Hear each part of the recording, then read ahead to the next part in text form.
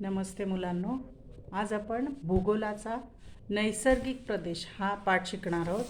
आता नैसर्गिक प्रदेश म्हणजे काय, तर पृथ्वीवर किंवा जगामध्ये ज्या प्रदेशामध्ये निसर्गात असलेल्या अवेलेबल असलेल्या सगळ्या गोष्टींवरती लोकांचा उदरनिर्वाह चालतो किंवा त्या ठिकाणी जी परिस्थिती असेल त्या परिस्थितीनुसार लोकांचं राहणीमान, त्यांचं खाणंपिणं, त्यांची घरं असतात, असे काही प्रदेश. तर इथे पुस्तकामध्ये सुरुवातीला चित्र दिलेली आहेत, वेगवेगळी चित्र आहेत. त्यात निवारा म्हणजे काय, घर. तर इथे वेगवेगळ्या प्रकारची घरं दिलेली आहेत. नंतर वस्त्र, वेगवेगळ्या ठिकाणची लोक कोणकोणत्या प्रकारचे कपडे वापरतात ते दिलेलं आहे. नंतर वनस्पती आणि प्राणी, वेगवेगळ्या प्रकारचे वनस्पती आणि प्राणी दिलेले आहेत. आणि अन्नाचे प्रकार, की कोण कुठे कशा पद्धतीचं अन्न खातं, तर त्या अन्नाचे फोटो दिलेले आहेत. आणि इथे सूची दिली आहे. सूचीमध्ये काय सांगितलं, की मी वापरतो किंवा अनुभवतो. म्हणजे ह्या सगळ्या चित्रांमध्ये जी गोष्ट आपण जगतोय, म्हणजे आपण ते वापरतोय किंवा आपण आपल्या नेहमीच्या अनुभवातला आहे, तर त्याला बरोबरची खूण करायची. ते प्रत्येक ठिकाणी चौकोन दिलेला आहे.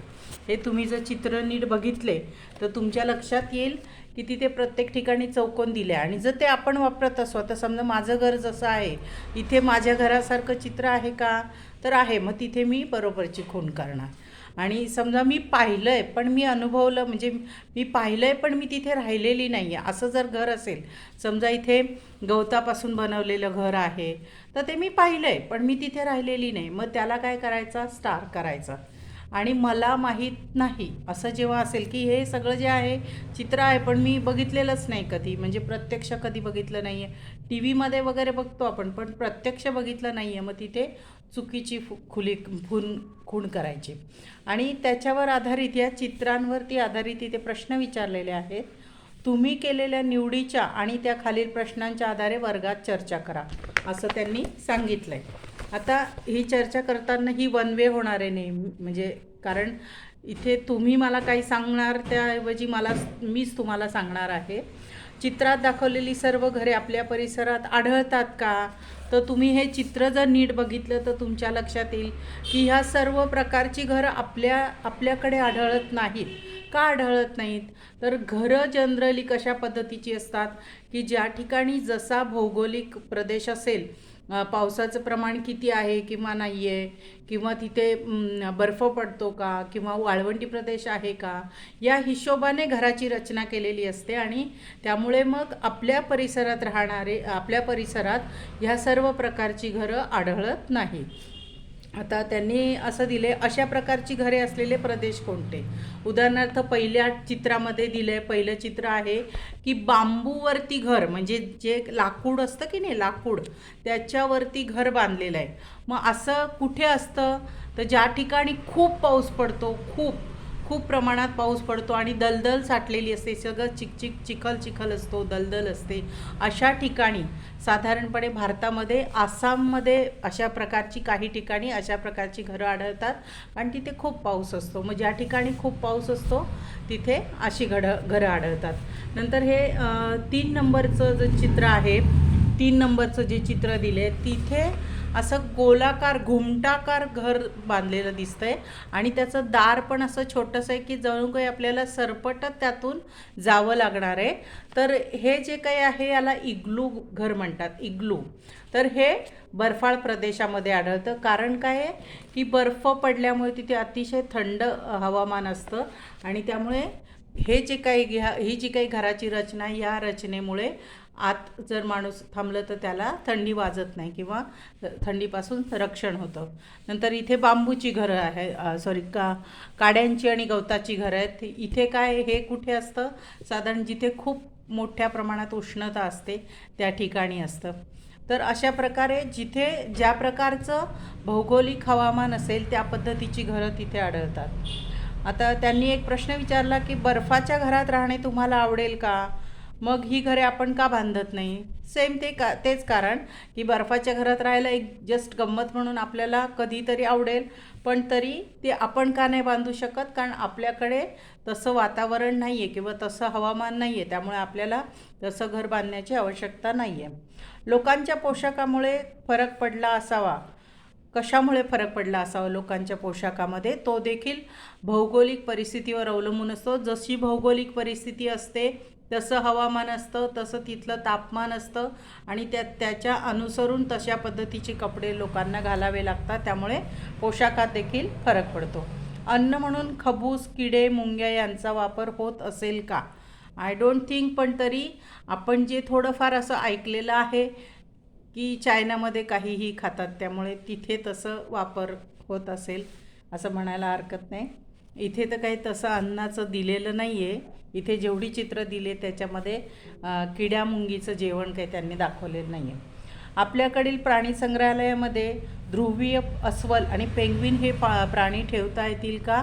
तर ध्रुवीय अस्वल किंवा पेंग्विन हे प्राणी ठेवता येणार नाही, कारण ह्या प्राण्यांना थंड वातावरणाची सवय असते आणि आपल्याकडे उष्णता जास्त असते. त्यामुळे आपण ह्या प्राण्यांना इथे ठेवू शकत नाही, कारण हे ध्रुवीय प्रदेशात वाढणारे किंवा आढळणारे प्राणी आहेत. ओके, म्हणजे प्रत्येक ठिकाणी भौगोलिक परिस्थिती येतेच आहे, हे तुम्ही नीट लक्षात घ्या.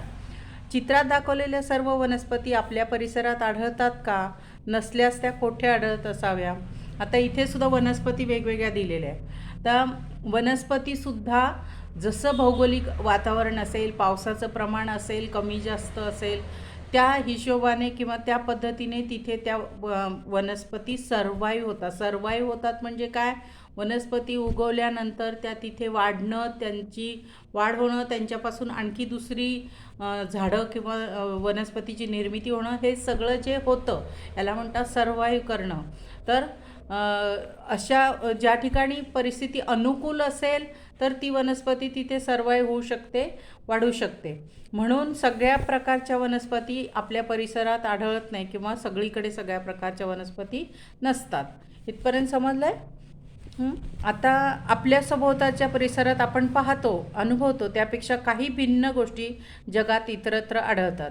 दूरचित्रवाणीवरील वन्यजीवांच्या संदर्भात शैक्षणिक आणि माहितीपर होणारे कार्यक्रम आपण पाहत असतो. त्यांविषयी जाणून घेण्याचे कुतूहल आपणास वाटते. आपल्याकडे ते का उपलब्ध नाहीत? आपल्याकडील बाबींसारखे का नाहीत? त्यांच्यात हा फरक कशामुळे? याविषयीच्या कारणांचा आपण शोध घेऊया. जे मी आत्तापर्यंत सांगितलं, भौगोलिक परिस्थिती, हवामान, तापमान, ह्या ज्या सगळ्या गोष्टी आहेत, ह्याच सगळ्या गोष्टी आहेत आणि म्हणूनच आपल्याला सगळीकडे जैवविविधता आढळत असते. समजलंय? आता पुढे दिले त्यांनी, पृथ्वीवर वेगवेगळ्या भागात भूस्वरूपे, हवामान, मृदा यांच्यात भिन्नता आढळते. ही भिन्नता प्रामुख्याने त्या भागात उपलब्ध सूर्यप्रकाश आणि पाणी यांच्यावर अवलंबून असते. सूर्यप्रकाश आणि पाणी यांची उपलब्धता विषुववृत्त ते ध्रुवापर्यंत बदलत जाते. याबाबतचा अभ्यास आपण मागील इयत्तांमध्ये केला आहे. भूस्वरूपे, हवामान, मृदा या 3 घटकांतील बदलांचा प्रभाव वनस्पती, प्राणी आणि मानवी जीवन यांच्यावर पडत असल्यामुळे जैवविविधतेत बदल होतो. हेच आत्ता मी तुम्हाला सांगितलं की याचा आपल्या जैवविविधता म्हणजे काय, की सजीवांच्या जीवनमानावरती जो बदल होतो तीच जैवविविधता. म्हणजे त्याच्यामध्ये प्राणी आले, वनस्पती आले, आपण सर्वजण आलो, आपलं राहणीमान आलं, एव्हरीथिंग. पृथ्वीवरील वेगवेगळ्या खंडात विशिष्ट अक्षवृत्तांच्या दरम्यान हवामान, वनस्पती आणि प्राणीजीवन यांचं साधर्म्य आढळतं. अभ्यासाच्या दृष्टीने हवामान, वनस्पती आणि प्राणी यामध्ये आढळणाऱ्या साधर्म्यामुळे काही प्रदेशांचा वेगळेपणा प्रकर्षाने लक्षात येतो. हे प्रदेश नैसर्गिक घटकांवर अवलंबून असल्याने त्यांना नैसर्गिक प्रदेश असं म्हणतात. जे मी आत्ता सुरुवातीलाच सांगितलं की हवामान भौगोलिक परिस्थितीमुळे जे निर्माण होणारं हवामान असतं, त्यानुसार वनस्पती, प्राणी यांच्यामध्ये काही गोष्टी बदलत जातात आणि ते प्रदेश त्या नैसर्गिक घटकांवर अवलंबून असतात, म्हणून त्याला नैसर्गिक प्रदेश म्हणतात. म्हणजे त्यांचं अगदी तिथे राहणाऱ्या लोकांचं उपजीविकासुद्धा त्या भागात असलेल्या निसर्गावर अवलंबून असते.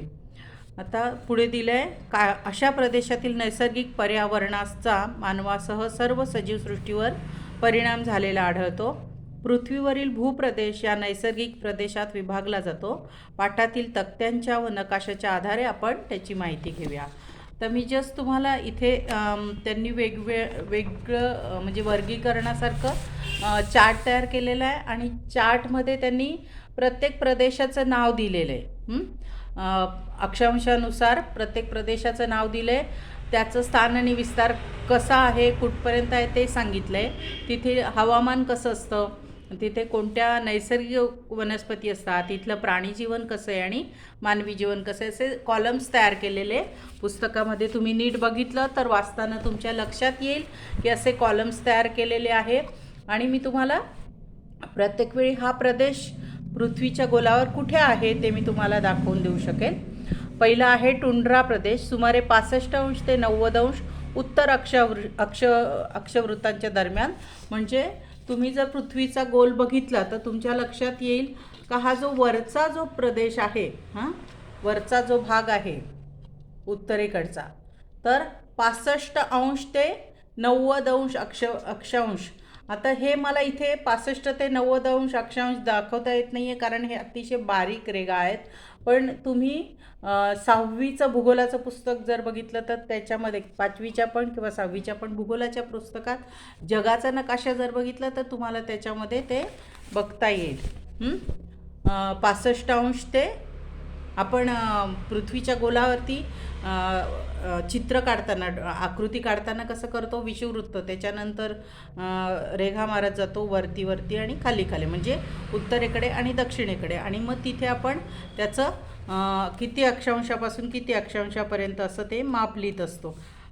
हे बघा, ही आकृती जी आहे मागच्या वेळी आपण शिकलेलो, ही आकृती बरोबर इथे दाखवलेलं आहे. तसं हे जे आहे इथे 66.30 पासून 90 हा जो भाग आहे हा कोणता आहे, हा भाग जो आहे शीतकटिबंधीय प्रदेश आहे तो. आणि त्या भागामध्ये आढळणारे जे प्रदेश आहे त्याला टुंड्रा प्रदेश असं म्हणतात. आणि तिथे साधारण कोणते भाग आहेत ते ग्रीनलँड, उत्तर कॅनडा, उत्तर युरोप आणि उत्तर रशिया. आणि मग यांचं हवामान कसं असतं तर उन्हाळ्यात सरासरी 90°C तापमान असतं. हिवाळ्यात तापमान -20° ते -30°, म्हणजे शून्यापेक्षा खाली गेले. याचाच अर्थ काय की तिथे सतत बर्फ असतो. हिवाळ्याच्या म्हणजे कालावधीमध्ये पूर्णपणे बर्फाळ प्रदेश असतो तो. तिथे अजिबात उष्णता नसते. सरासरी पर्जन्य 25 ते 300 मिलीमीटर इतकं असतं आणि अतिशय थंड हवामान असतं. मग इथे नैसर्गिक वनस्पती कोणत्या आढळतील बघा. वनस्पतींची वाढ होण्यासाठी जशी पाण्याची गरज असते तशीच ह्याची उष्णतेची पण गरज असते ना. सूर्याची उष्णतासुद्धा वनस्पतींच्या वाढीसाठी आवश्यक असते, हे आपण शिकलोत. पण मग इथे सूर्याची उष्णता अत्यंत कमी प्रमाणात आहे, म्हणून त्यांनी काय सांगितलं आहे, वनस्पती कशा असतात तिथे अल्पकाळ टिकणाऱ्या वनस्पती असतात. छोटी झुडपं आणि खुरटं गवत आणि फुलं आणि शेवाळ, दगडफूल इत्यादी.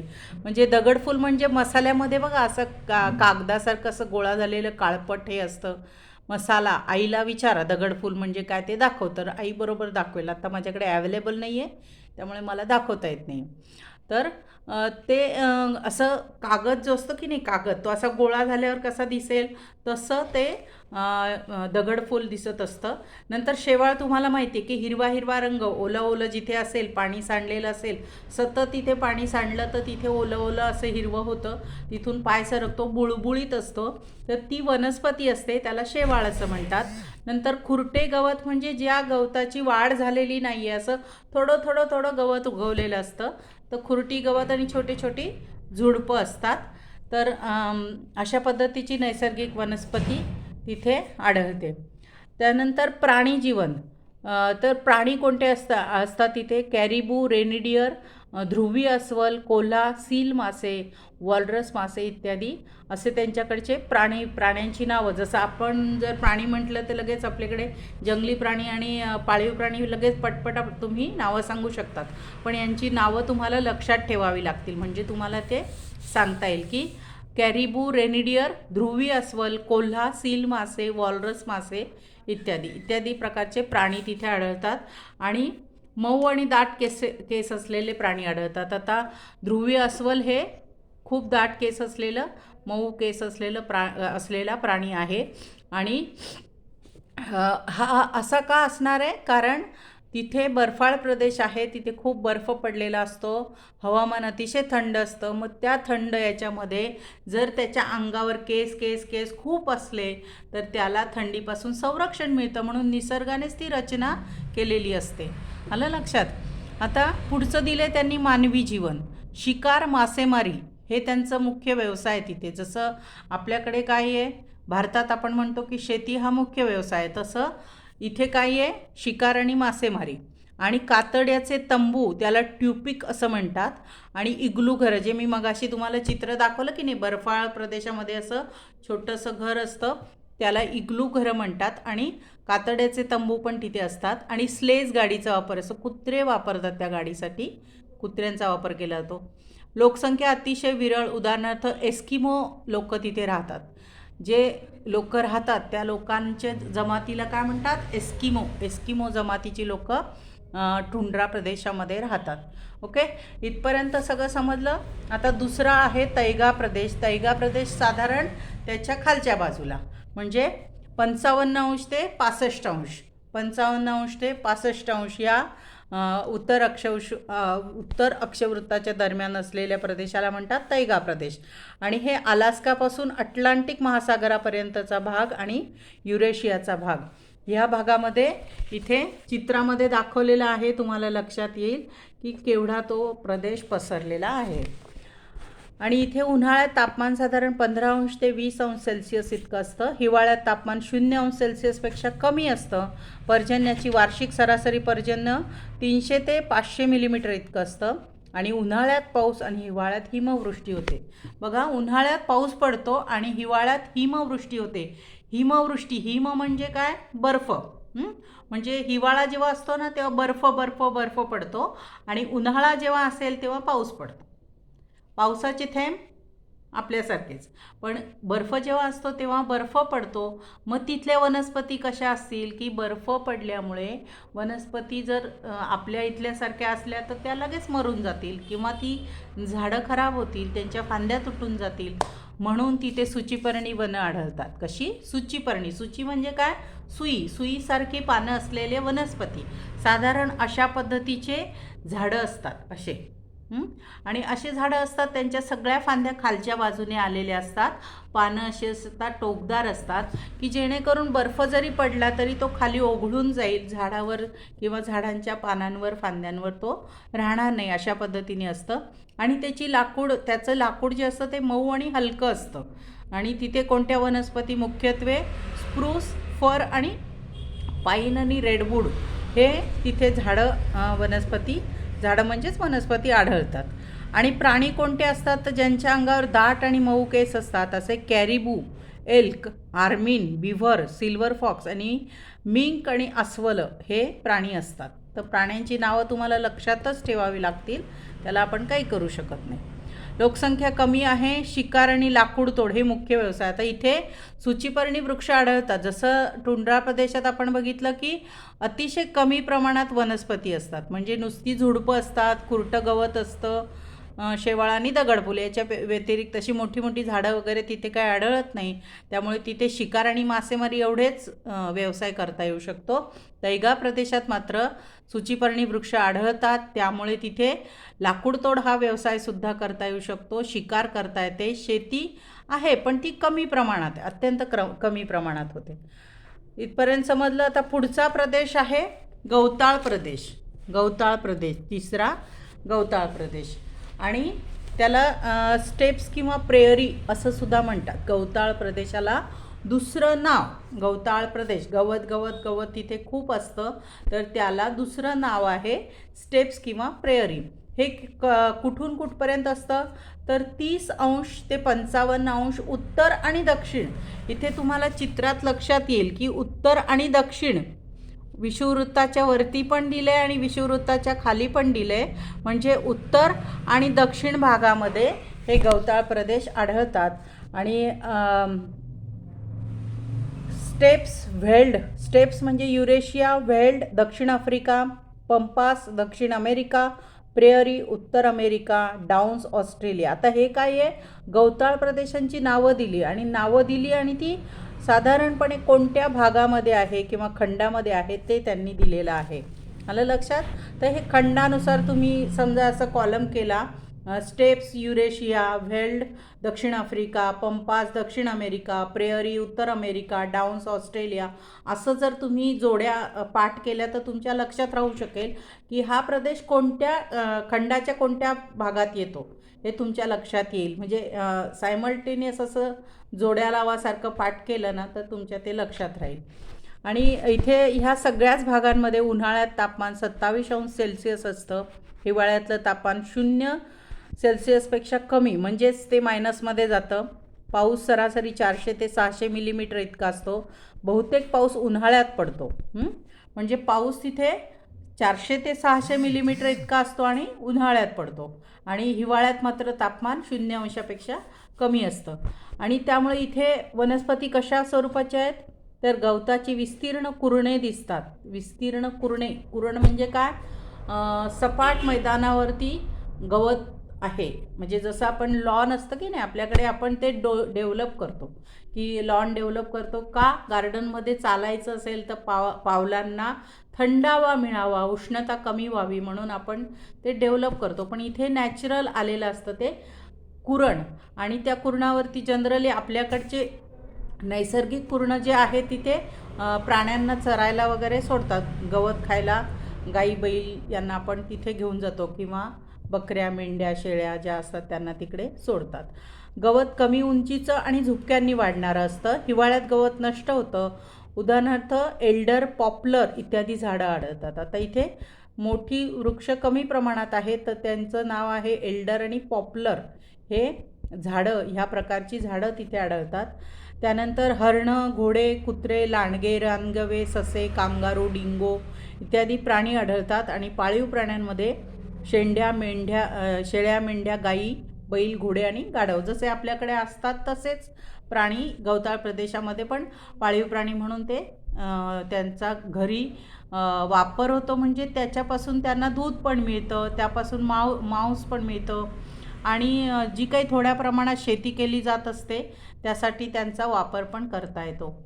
त्यानंतर यांचे मुख्य व्यवसाय काय, तर पशुपालन जे मी आत्ता तुम्हाला म्हटलं की ह्या पाळीव प्राण्यांचा उपयोग काय, तर आपल्याला ज्या गोष्टींसाठी त्यांचा उपयोग होतो म्हणूनच आपण त्यांना पाळतो, म्हणूनच तो व्यवसाय मुख्य आहे की तो पशुपालन हा व्यवसाय आहे.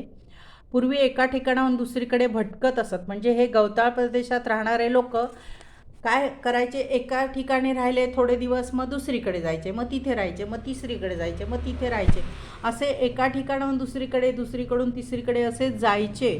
पण नंतर ते कमी झालं प्रमाण.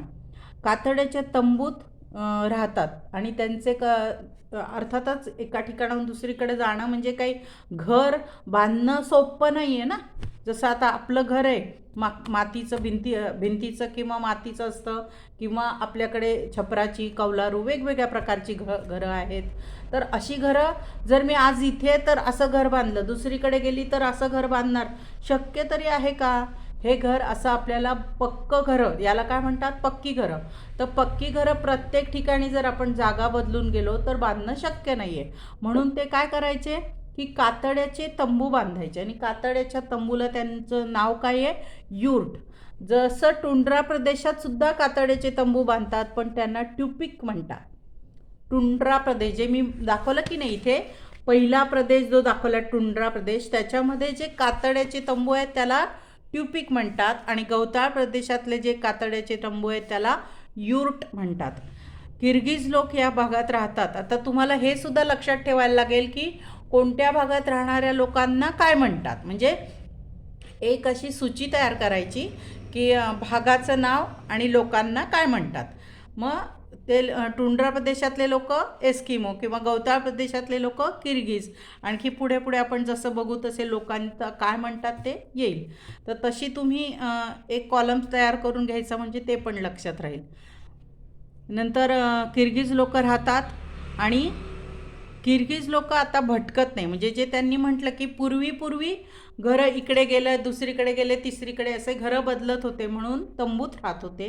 पण आता ते तसं घरं बदलत नाही, त्यामुळे आता ते पक्क्या घरात राहतात आणि गव्हाची शेती करतात. मुख्य शेतामधलं पीक कोणतं आहे, गहू. म्हणजे गव्हाची शेती करतात.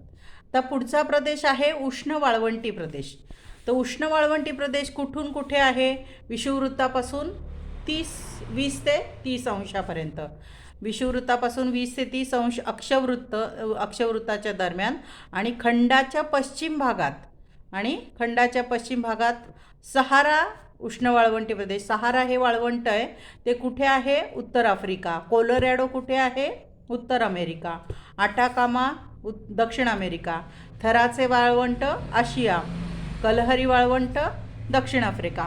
म्हणजे आपण मी जसं मगाशी सांगितलं की गवताळ प्रदेश कोणत्या खंडाच्या कोणत्या भागात आहे, हे जसं तुम्ही लिहून काढायचे, तसं सेम उष्ण वाळवंटी प्रदेश, वाळूचा प्रदेश, उष्ण वाळवंटी प्रदेश, तर त्यांची नावं लिहायची आणि ते कोणत्या खंडात कुठे आहे, खंडांची नावं लिहायची आणि वाळवंटी प्रदेशाची नावं लिहायची. म्हणजे तुमच्या त्या जोड्या पाठ होतील. पुढे जोडे लावामध्ये कोणते छोटे छोटे प्रश्न असेल, एका शब्दात उत्तरे लिहा, त्याच्यासाठी सुद्धा ते तयार होऊन जाईल. उन्हाळ्यात सरासरी तापमान 30 अंश ते 45 अंश असतं. अर्थातच हे विषुववृत्ताच्या जवळ आहे, त्यामुळे इथे तापमान जास्त आहे. नंतर हिवाळ्यात ते 20 ते 25 अंश असतं. अतिउष्णता आणि अत्यल्प पर्जन्य. अर्थातच हे उष्ण वाळवंटी प्रदेश आहे. उष्ण वाळवंटी प्रदेश, वाळवंटी म्हटल्याबरोबर आपल्या लक्षात काय येतं की वाळवंटी प्रदेश म्हणजे पावसाचं प्रमाण कमी, रात्री खूप थंड असतं आणि उष्णता अति जास्त आणि पाऊस कमी. अत्यल्प म्हणजेच कमी, पर्जन्य म्हणजे पाऊस. कमीत कमी पाने असलेल्या व काटेरी वनस्पती, जाड साल, अरुंद मेंचट पाने. जमिनीतील ओलावा संपला की वनस्पती नष्ट होतात. उदाहरणार्थ निवडुंग, घायपात, पाम, खजूर. आता हे जे दिलेलं आहे त्यांनी तुम्हाला, तुम्ही किती वनस्पती याच्यातल्या बघितल्या? आपल्याकडे थोड्याफार प्रमाणात या वनस्पती दिसतात. निवडुंगाची वनस्पती आपल्याकडे असते, घायपात एवढं आढळत नाही, पण प्रत्येक वनस्पतीला काटे असतात आणि वनस्पती जाड असते. तर हे का असतं? म्हणजे कदाचित कारणे तुम्हाला असा प्रश्न येऊ शकतो की वाळवंटी प्रदेशामध्ये ज्या वनस्पती असतात त्यांची साल जाड का असते? तर साल जाड का असते? तर जे काही जमिनीतून पाणी शोषून घेतलेलं आहे त्या वनस्पतीच्या मुळांनी, ते त्या पानामध्ये साठलं गेलेलं आहे आणि अन्न तयार केलं गेलं ते पण साठलेलं आहे. त्यामुळे काय होतं आहे, ते पानाचं रूपांतर काट्यामध्ये झालेलं आहे आणि हे खोडच आहे, पण त्या खोडामध्ये अन्न आणि पाण्याचा साठा असतो आणि त्यामुळे ते जाड असतं. मला लक्षात, जर खोड जाड नसेल तर तो साठा लवकर, उष्णतेमुळे लवकर त्याचं बाष्पीभवन होऊन ते पाणी संपून जाईल आणि वनस्पती लवकर मरतील. म्हणून नैसर्गिकरित्या त्याचं रचना तशी झालेली असते. उंट पाण्याशिवाय अनेक दिवस जिवंत राहतो. जमिनीवर प्राण्यांची संख्या कमी आहे. प्राणी दिवसा जमिनीखाली राहतात. उदाहरणार्थ साप, उंदीर, सरडे, विंचू आणि घोडे, बैल, गाढव, मेंढ्या इतर पाळीव प्राणी आहेत. आता वाळवंटात उंट हा प्राणी आहे, मुख्य प्राणी. जसं आपल्याकडे गाय बैल असतात तसे त्यांचा उंट हा प्राणी आहे की जो वाहतुकीसाठी पण ते वापरतात आणि जसं आपल्याकडे घोड्यावर बसून जातात तसं त्यांच्याकडे उंटावर बसून पण जातात. गाडीला सुद्धा उंट जोडलेला असतो. तर हे उंट हा प्राणी का? कारण उंटाची कातडी, उंट असतो की नाही, उंटाची कातडी, त्वचा जी असते ती जाड असते. जाड असल्यामुळे काय होतं, आजूबाजूची जी उष्णता आहे त्या उष्णतेपासून त्याचं रक्षण होतं. दुसरी गोष्ट, उंटाच्या पोटाच्या याच्यात अशी रचना असते की त्याचं पाणी तो साठवून ठेवतो. जेव्हा पाणी पितो ते पाणी त्याच्या पोटात साठवून ठेवू शकतो, त्यामुळे अनेक दिवस तो बिना पाण्याचा राहू शकतो. तसंच त्यांनी सांगितलं की अनेक प्राणी दिवसा जमिनीखाली राहतात, कारण साप, उंदीर, सरडे, विंचू यांना उष्णतेचा त्रास होतो, म्हणून ते जमिनीच्या मातीच्या खाली खोल जाऊन राहतात आणि त्यामुळे त्यांचं उष्णतेपासून रक्षण होतं आणि जेव्हा रात्री उष्णता कमी होते तेव्हा ते बाहेर येतात. बदाऊन, सहारा, बुशमेन, कलहरी, ॲबॉरिजिन, ऑस्ट्रेलिया. आता हे काय दिलं आहे की त्यांनी हे 2-3 याच्यातली जे वाळवंटी प्रदेश आहेत त्या ठिकाणी राहणाऱ्या लोकांना काय म्हणतात. जसं मी मगाशी म्हटलं की टुंड्रा प्रदेशात एस्किमो लोक राहतात किंवा किर्गिज लोक हे गवताळ प्रदेशात राहतात, तसे सहारा वाळवंटी प्रदेशातल्या लोकांना बदाऊन म्हणतात आणि कलहरी वाळवंटी प्रदेशातले बुशमेन आणि ऑस्ट्रेलियामधल्या लोकांना ॲबॉरिजिन असं म्हणतात. आणि अशा पद्धतीने ह्या लोकांची ती नावं दिलेली आहेत आणि अनेक गरजा जनावरांपासून ते पूर्ण करतात आणि नद्यांची खोरी असतात, तिथे शेती केली जाते. इथपर्यंत समजलं. आता पुढचा आहे गौताळ प्रदेश, सुदान. तर तो कुठून कुठे पसरलेला आहे? विषुववृत्ताच्या उत्तरेस आणि दक्षिणेस 5 अंश ते 20 अंश. अगदी विषुववृत्ताचा जो भाग असतो त्याच्यावरती 5 अंश ते 20 अंश आणि खाली पण 5 अंश ते 20 अंश, उत्तरेला आणि दक्षिणेला, म्हणजे विषुववृत्ताच्या वरती आणि विषुववृत्ताच्या खालती पसरलेला आहे. इथे सुद्धा त्यांनी तसंच दिलं आहे की खंडांची नावं आणि गौताळ प्रदेश त्याची नावं असं दिले. ते सुद्धा तुम्ही 2 कॉलम करून करायचे. Savanna Africa, Queensland Australia, the parkland Africa, llanos व कॅम्पोज दक्षिण अमेरिका आणि इत्यादी इतर गौताळ. तर उन्हाळ्यातील तापमान सुमारे 35 अंश सेल्सिअस असतं. हिवाळ्यातील तापमान 24 अंश सेल्सिअस असतं. सुमारे 250 ते 1000 मिलीमीटर इतका पाऊस पडतो. उष्णता दमट आणि उन्हाळा उष्ण आणि दमट असतो. हिवाळा उबदार आणि कोरडा असतो. हे अशा पद्धतीचं तिथलं हवामान असतं.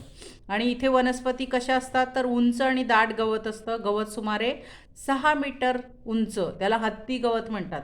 म्हणजेच काय की ते गवत इतकं उंच असतं की त्याच्यामध्ये हत्तीसुद्धा झाकले जातात.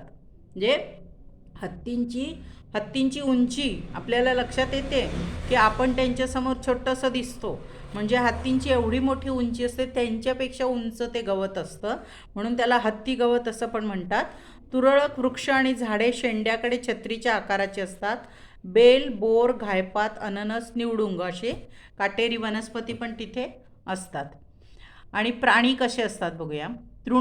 तृणजीवी प्राणी, मांसभक्षक प्राणी विपुल आहेत आणि प्राण्यांना निसर्गाने चपळ पाय दिलेले आहेत. आता गौताळ प्रदेश आहे. तृणजीवी म्हणजे काय? तृण म्हणजे गवत आणि गवतावर जगणारे प्राणी, म्हणजे जे प्राणी गवत खातात. कोणते? आपल्याकडे मुख्यत्वे कोणते? गाय, बैल हे तर खातातच, पण जंगली प्राणी कोणते? हरिण, ससा हे सुद्धा गवत खातात. मग तसे तृणजीवी प्राणी आणि मांसभक्षक म्हणजे दुसऱ्या प्राण्याला ठार मारून खाणारे प्राणी. तर पण निसर्गाने काय केलं आहे? त्यांना चपळ पाय दिलेत. अंगावर रंगीत पट्टे आणि ठिपके असतात. उदाहरणार्थ सिंह, चित्ता, तरस, लांडगा, जिराफ, झेब्रा, हत्ती, गेंडे, रानबैल, रेडे, कांगारू आणि एमू असे वेगवेगळे प्राण्यांची नावं त्यांनी दिलेली आहेत.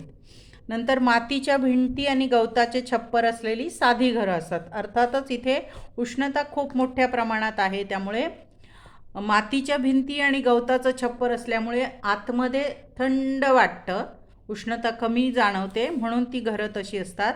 घरांना खिडक्या नसतात. ठेंगण्या आणि गोलाकार झोपड्या असतात. त्याला क्रॉल असं म्हणतात. इथे आपण जर पहिलं याचं चित्र पाहिलं तर इथे दिलेलं आहे, ह्या चित्रामध्ये दिलेलं आहे की ठेंगण्या आणि गोलाकार अशा झोपड्या असतात गवताच्या, त्याला क्रॉल असं म्हणतात. आणि हे कुठे असतं?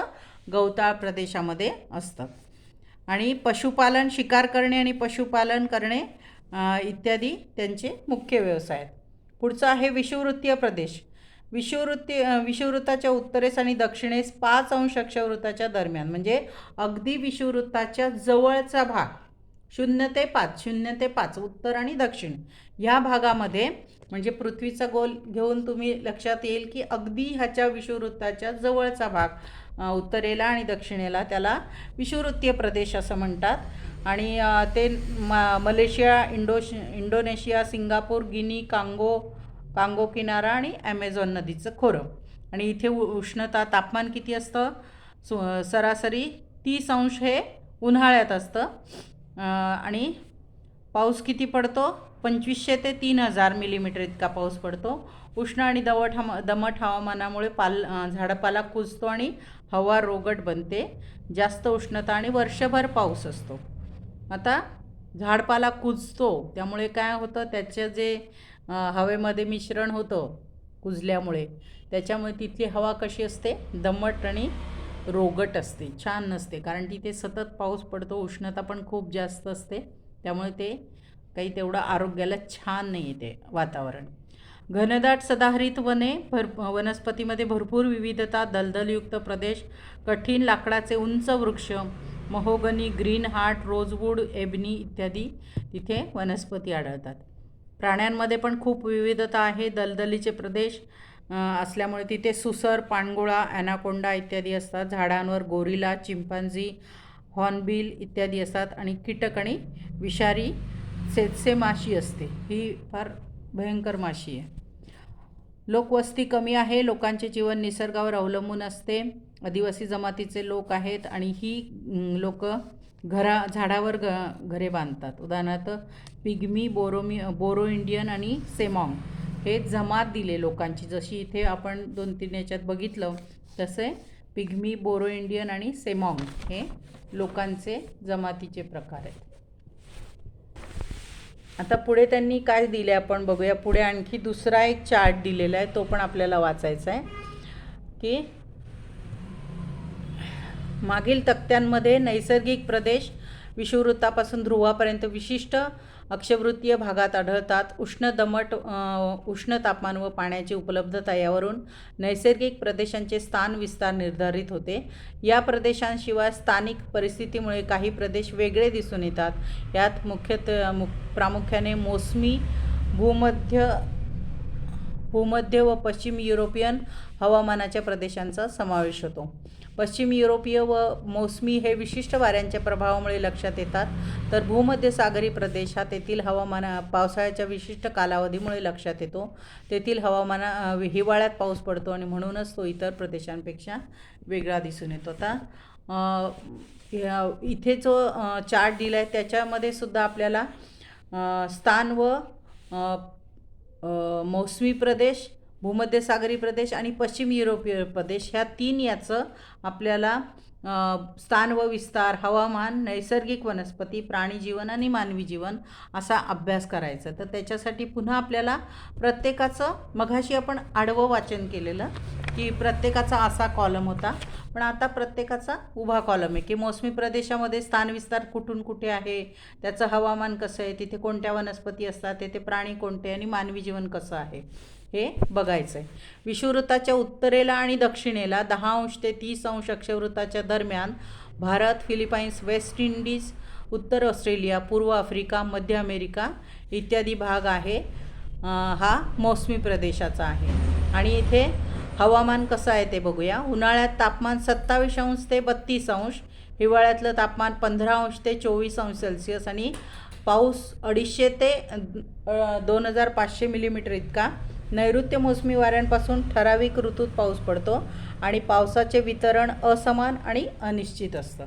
म्हणजे हा जो भाग सांगितला आहे मोसमी प्रदेशाचा, इथे पाऊस हा नैऋत्य वाऱ्यांपासून पडतो, परंतु त्या पावसाचं वितरण म्हणजे सगळीकडे सारखा पाऊस पडत नाही. कुठे थोडासा पाऊस पडतो, कुठे जास्त पाऊस पडतो, म्हणजे असमान वितरण असतं.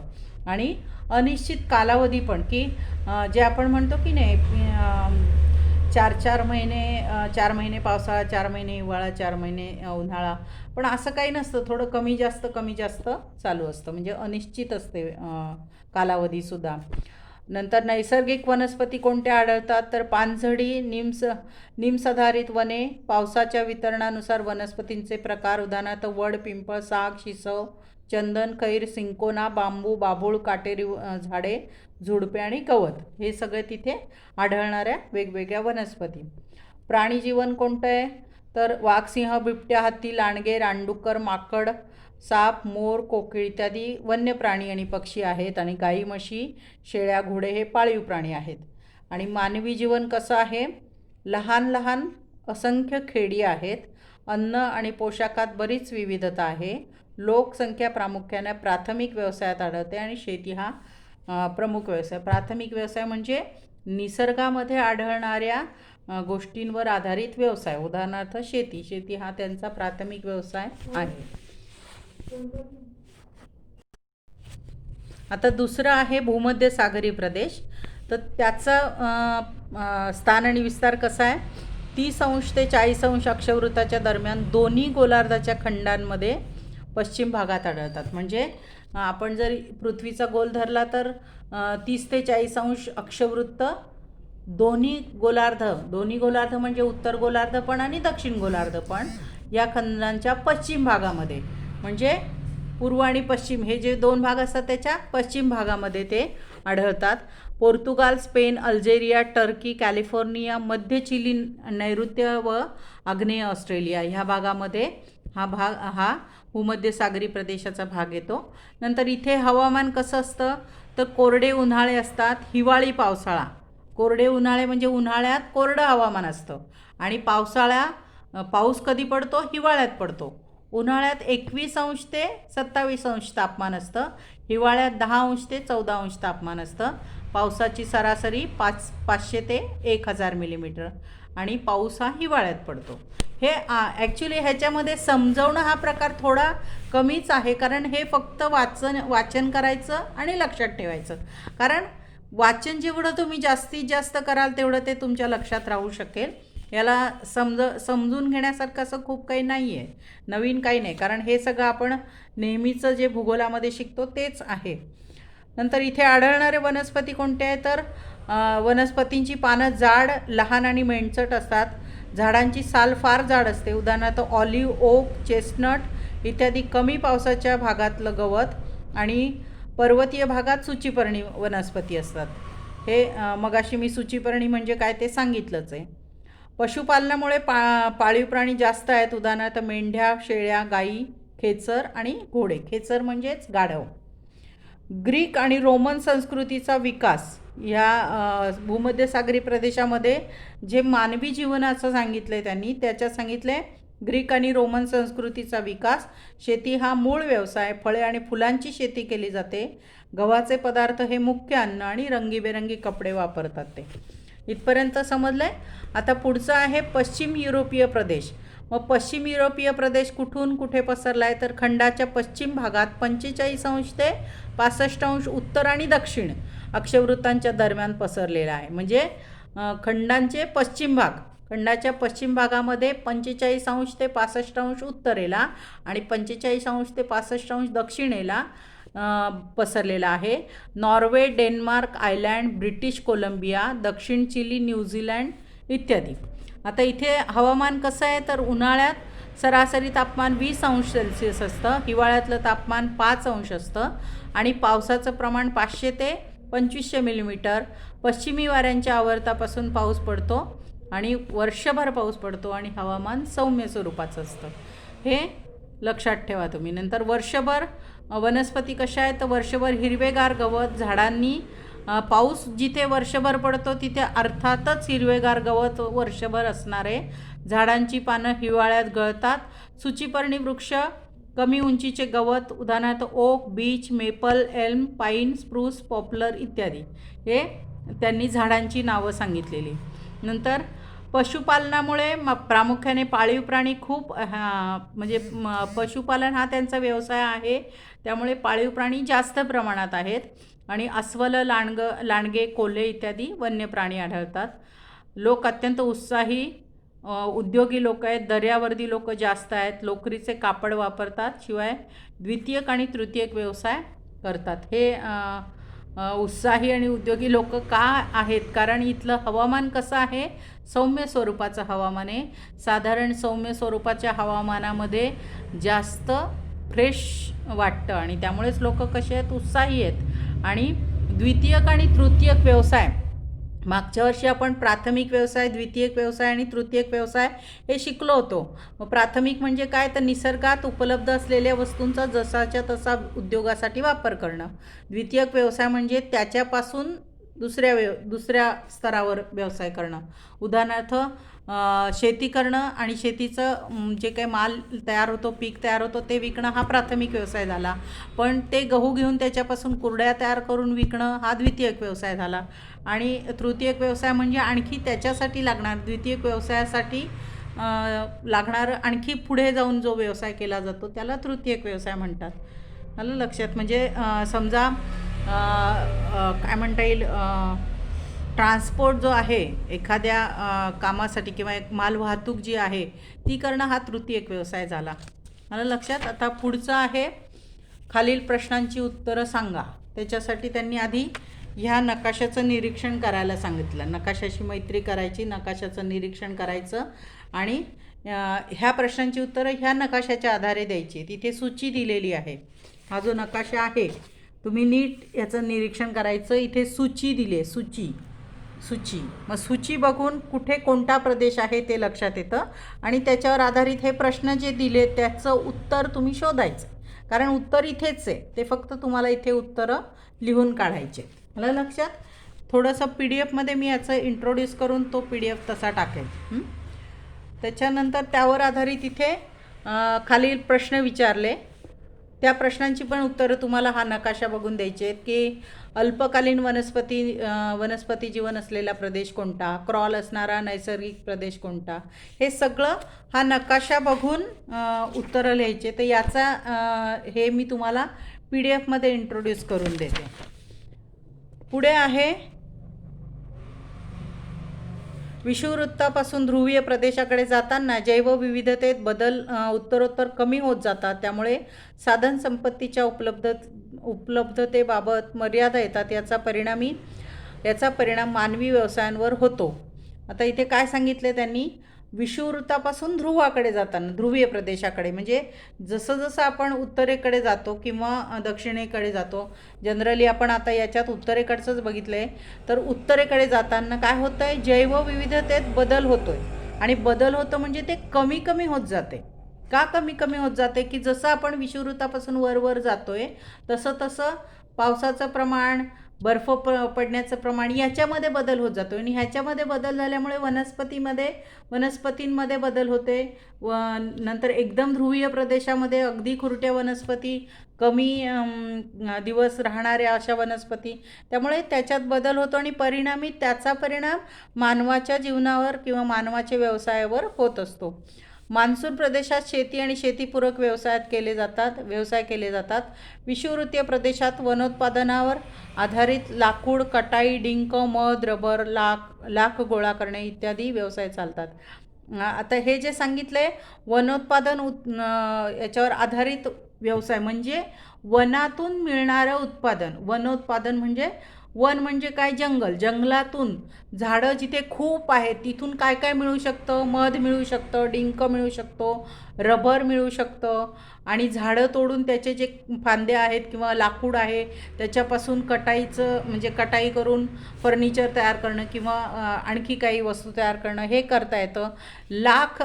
हे पण एक वनस्पतीपासून मिळणारं व्यवसायामध्ये ते इन्व्हॉल्व करता येतं. नंतर तैगा प्रदेशातील वनस्पतीमध्ये मऊ लाकूड आढळते, त्यामुळे तेथे प्रामुख्याने लाकूड तोडीचा व्यवसाय चालतो. टुंड्रा प्रदेशात फक्त शिकार करणे आणि मासेमारी चालते. गवताळ प्रदेशामध्ये अलीकडे विस्तीर्ण शेती केली जाते. आता हा सगळा त्यांनी काय केलं आहे? मागे आपण जे चार्टमध्ये बघितलं, तक्त्यामध्ये जे मी तुम्हाला वाचून समजून सांगितलं तेच फक्त एक आढावा घेतलेला आहे, पूर्ण पाठाचा आढावा घेतला आहे. वेगवेगळ्या नैसर्गिक प्रदेशात पर्यावरण आणि उपलब्ध साधनसंपत्तीमध्ये खूप फरक असतो. साधनसंपत्तीचा वापर हा त्या प्रदेशातील विज्ञान आणि तंत्रज्ञानाच्या प्रगतीवर अवलंबून असतो. त्याचप्रमाणे या प्रदेशाचा इतिहास व सांस्कृतिक जडणघडण यांचा लोकजीवनावर प्रभाव पडतो. आता हे सगळं त्यांनी आढावा घेतलेला आहे आणि पुढे त्यांनी दिले आहे की नैसर्गिक साधनसंपत्ती केवळ मानवाचे जीवन अवलंबून नसते, तर वनस्पतीवरील सर्व सजीव त्यावर अवलंबून असतात. नैसर्गिक प्रदेशातील साधनसंपत्तीचा वापर करताना आपण आपल्याबरोबर इतर सजीवांचा देखील विचार करणे आवश्यक असते. तसेच वसुधैव कुटुंबकम ही कल्पना प्रत्यक्षात येऊ शकेल. त्यामुळे जर आपण विचार केला तर म्हणजे याचा अर्थ काय होतो की जसं झाडांवर, जंगलावर आपला अधिकार असतो आणि आपला म्हणजे जे लोक त्या नैसर्गिक प्रदेशात राहतात त्यांचा म्हणजे त्यांना वनोत्पादनावर त्यांचा व्यवसाय चालू असतो. वनातून मिळणारं उत्पादन वापरून ते स्वतःचं पोट भरत असतात. पण त्याचवेळी त्यांनी हाही विचार केला पाहिजे की मोठ्या प्रमाणावर जंगलतोड होता कामा नये, कारण जंगलात राहणारे जे प्राणी आहेत त्यांचा पण अस्तित्वाचा प्रश्न येतो. मग त्यांना पण ते मिळालं पाहिजे, आपल्यालाही मिळालं पाहिजे. अशा पद्धतीने बॅलन्स जर केलं तर आपण वसुधैव कुटुंबकम ही संकल्पना जी आहे ती प्रत्यक्षात आणू शकतो. आलं लक्षात. आता पृथ्वीवरील एकूण वाळवंटांपैकी साधारण 25% वाळवंटं वाळूची असतात. उरलेली वाळवंटे माळरानांसारखी कातळांनी आणि छोट्या छोट्या दगडगोट्यांनी व्यापलेली असतात. काही वाळवंटांमध्ये उंच डोंगर किंवा चित्रविचित्र आकारांच्या कातळांची सुळके असतात. आपल्या देशातील लडाख किंवा अमेरिकेतील ॲरिझोना ही वाळवंटे या प्रकारची आहेत. आता वाळवंट म्हटलं म्हणजे आपल्या डोक्यात काय येतं की वाळू वाळू वाळू म्हणजे वाळवंट, पण तसं नसतं. काही ठिकाणी दगड गोटे असतात, काही ठिकाणी असे उंच उंच सुळके. सुळके म्हणजे काय, उंच डोंगर असतो की नाही, डोंगरासारखा भाग, पण तो नुसता दगडांनी बनलेला असतो. दगड असतात त्याच्यात आणि असे टोकेरी भाग असतात आणि त्याला म्हणतात सुळके. आणि असे जे सुळके किंवा कातळं असतात त्यांनासुद्धा वाळवंटी प्रदेशच म्हणतात. आणि वाळवंटातून जाणारे वेगवान वारे तेथील वाळू उचलून त्याच्यात टेकड्या तयार करतात. की तिथे वारं जर सुटलं म्हणजे वादळ जर आलं तर काय होतं, ती वादळाबरोबर जी जोरदार हवा असते त्या हवेमुळे वाळू एका ठिकाणची वाळू उडून जाते आणि ती दुसऱ्या ठिकाणी पडते. तर त्या ठिकाणी अशा टेकड्या तयार होतात वाळूच्या. त्याला काही ट्यून्स, यांनाच इंग्रजीत ड्यून्स असं म्हणतात. आणि काही ड्यून्स 200 मीटर उंची पण गाठतात. या टेकड्या एका जागी स्थिर न राहतात, वाऱ्यामुळे हळूहळू सरकत राहतात. आणि काही वेळा या टेकड्यांखाली गावे पण गाडली जातात. म्हणजे केवढं भयानक आहे वाळवंटाचं हे. वाळवंटात वाहणारे वेगाचे वारे किती भयानक आहेत की एका ठिकाणची वाळू उडून, जी एका ठिकाणी वाळू असते ती हवेबरोबर उडून दुसरीकडे जाते, दुसरीकडे ती पडते आणि टेकड्या तयार होतात. तर नुसत्या टेकड्याच तयार होतात असं नाही, तर काही वेळा त्या वाळूखाली घरं गावाच्या गावं गाडली जातात. जसं मागे आपल्या इकडे पुण्याच्या जवळ पावसामुळे जे डोंगर खचला त्याच्याखाली ते गाव गाडलं गेलं होतं. त्यासारखं गाडलं गेलं म्हणजे काय, त्याच्या खाली दाबलं गेलं. तसं या वाळूच्या खाली अनेक गावं पण गाडली जातात. तर असं हे आहे, त्याला ड्यून्स असं म्हणतात. त्या वाळूच्या टेकड्यांना ड्यून्स असं म्हणतात. इथे हा पाठ संपलेला आहे. तुम्ही कमीत कमी 2, 3, 4 वेळा हा पाठ वाचायचा आहे. हे चार्ट्स जे आहेत त्यांना मी जसं मगाशी सांगितलं तुम्हाला त्या पद्धतीने कॉलम्स तयार करा आणि जोड्या, की जे महत्त्वाचं आहे ते असं लिहून काढा. तेव्हा तुम्हाला ते लक्षात राहणार आहे. आणि व्हिडिओ 3-4 वेळा बघा, 3-4 वेळा धडा वाचा आणि मग प्रश्नांची उत्तरं लिहा, म्हणजे तुमच्या हे छान लक्षात येईल. ओके, नमस्ते.